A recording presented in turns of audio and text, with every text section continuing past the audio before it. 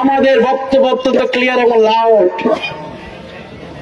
জুলাই আন্দোলনের মাধ্যমে যেই সরকার ক্ষমতায় এসেছে, সে অন্তর্বর্তীকালীন সরকারের অধীনে যেই প্রশাসন আজকে চলছে, তাদের উদ্দেশ্যে ভেরি ক্লিয়ারলি বলতে চাই, বাংলাদেশের ছাত্র জনতা রক্ত দিয়েছে, জীবন দিয়েছে, পঙ্গুত্ব বরণ করেছে একটি নতুন বাংলাদেশ পাওয়ার জন্য।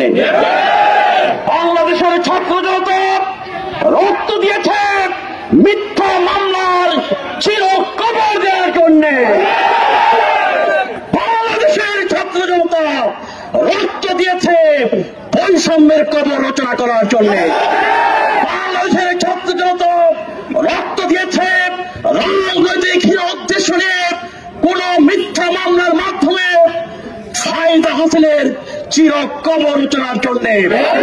কিন্তু আমরা আমার বিস্ময়ে লক্ষ্য করলাম, আমার বন্ধু প্রতিপক্ষ যে রাজনৈতিক সংগঠন কোন রকম অভিযোগ ছাড়াই গত 1 তারিখে সাংবাদিকদের নিয়ে একটি চিহ্নিত হাসপাতালের সামনে তিনি একটি দলের বিরুদ্ধে, তার সেক্রেটারির বিরুদ্ধে তিনি বক্তব্য দিলেন, সাংবাদিকদের ব্রিফিং করলেন।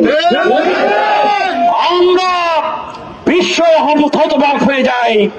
কোন অভিযোগ দায়ের হলো না, কোন রকম তদন্ত হলো না, কোন মামলা হওয়ার আগেই এইভাবে কিভাবে একজন দায়িত্বশীল ব্যক্তি সাংবাদিকদের এইভাবে ব্রিফিং করতে পারেন?